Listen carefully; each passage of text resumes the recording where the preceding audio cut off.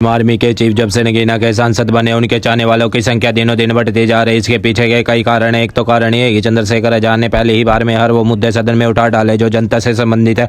इसके साथ साथ पूरे देश में दलितों से पीड़ित जैन सिख बौद्ध ईसाई किसी भी धर्म जाति व्यक्ति के साथ अत्याचार होता है। चंद्रशेखर आजाद अपने काफिले के साथ पीड़ित परिवार के घर पहुंच जाते हैं और उन्हें न्याय दिलाते हैं, जबकि दूसरे नेता या सांसद सिर्फ उसे ट्विटर के माध्यम से सोचते हैं न्याय मिल जाएगा। अगला कारण उन्हें सभी लोग इसलिए भी देखना पसंद करेंगे क्योंकि चंद्रशेखर आजाद इकलौते ऐसे व्यक्ति है जो सच को सच और झूठ को झूठ बोलने का दम रखते हैं। इसी कारण ही चंद्रशेखर आजाद की फैन फॉलोइंग दिनों दिन बढ़ती जा रही है और चंद्रशेखर आजाद का विदेशों में भी बज रहा है डंका, क्योंकि जितने भी बहुजन समाज के लोग हैं वो चंद्रशेखर आजाद को बहुजन हृदय सम्राट बोलते हैं, क्योंकि चंद्रशेखर आजाद सभी लोगों को साथ लेकर चलने वाले हैं। जैसे मान्यवर काशीराम जी ने साइकिल और पैदल यात्रा के माध्यम से पूरे बहुजन समाज यानी SC/ST OBC को इकट्ठा किया, वैसे ही चंद्रशेखर आजाद भाईचारा सम्मेलन के तहत सभी SC/ST OBC माइनॉरिटी को इकट्ठा कर दोबारा से फिर से इस बहुजन समाज का राज लाना चाहते हैं। आप इस बारे में क्या सोचते हैं कमेंट में जरूर बताएं। और भी आर्मी चीफ चंद्रशेखर आजाद नगीना संसद में हर वो मुद्दे उठा डाले जो जनता से संबंधित है। आप भी सुने चंद्रशेखर आजाद ने भरे सदन में क्या क्या मुद्दे उठाए। श्री चंद्रशेखर जी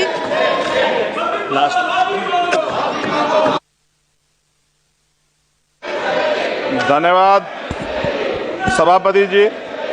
मणिपुर देश का अभिन्न अंग है, वहां महिलाओं एवं बच्चों की सुरक्षा सुनिश्चित की जाए। यह केवल एक राज्य का नहीं बल्कि यह मुद्दा देश की अस्मिता और गरिमा से जुड़ा हुआ है।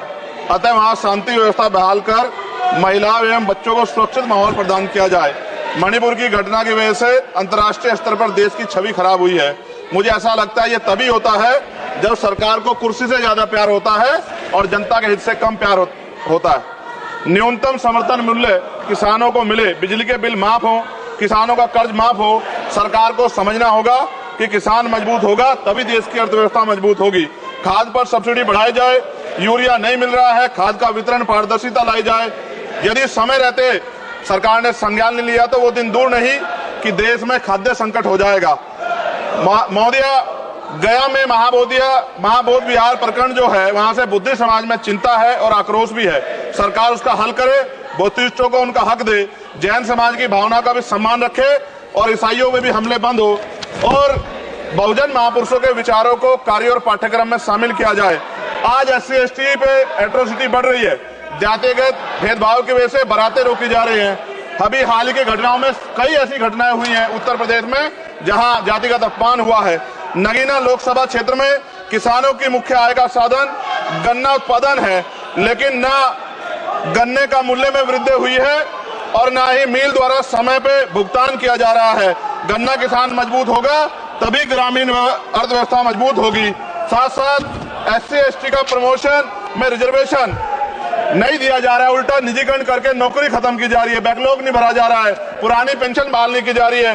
ये सब बार बार मैं इसलिए बोलता हूं कि हमारे लोगों को पता लगे कि सरकार को उनकी परेशानियों से कोई फर्क नहीं पड़ता और वो समझे सरकार उनकी कितनी तेजी है।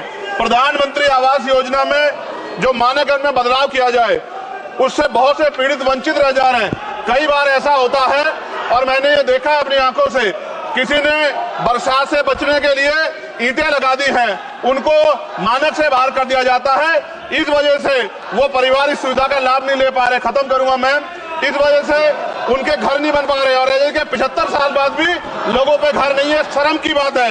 नगीना लोकसभा क्षेत्र में केंद्रीय विद्यालय खोले जाएं और जो पहले से संचालित केंद्रीय विद्यालय हैं उनमें किताबों से लेकर सभी आवश्यक एवं पर्याप्त सुविधाएं सुनिश्चित की जाएं ताकि क्षेत्र के बच्चों को गुणवत्तापूर्ण शिक्षा प्राप्त हो। और अंत में मैं खत्म करते हुए कहना चाहता हूं, अभी ईद का त्योहार आ रहा है, हम भी ये देखेंगे और देश भी ये देखेगा कि सरकार उनको कितनी मदद करा के उस आयोजन को, उस त्योहार को मनवाने में मदद करेगी, जैसे अन्य धर्मों को लगातार मदद कर रही है, क्योंकि भारत एक धर्मनिरपेक्ष राष्ट्र है। मोदी जी खत्म कर रहा हूँ, खत्म करिए तो आवाज का हाल देख लो क्या करिए, कंप्लीट करिए प्लीज। भारत एक धर्मनिरपेक्ष राष्ट्र है, लेकिन मैं ऐसा समझता हूँ जिनकी सरकार है उन्हीं की बात होगी, मुसलमानों की, जैनों की, सिखों की, रविदासियों की और बौद्धिस्टों की जो आंदोलन कर रहे हैं और पुलिस लाठी मार रही है। मैं समय रहते चेतित कर रहा हूँ, सरकार को चिंता करनी चाहिए कि बौद्धिस्टों का अपमान ज्यादा दिन बौद्धिस्ट बर्दाश्त नहीं करेंगे। महाबोध विहार हमारा हक है और वो देना पड़ेगा। आपका बहुत बहुत धन्यवाद। जय भीम, जय भारत।